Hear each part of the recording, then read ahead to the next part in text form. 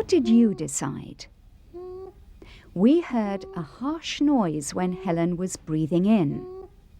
Therefore, we decided that Helen does have Stridor. Listen again.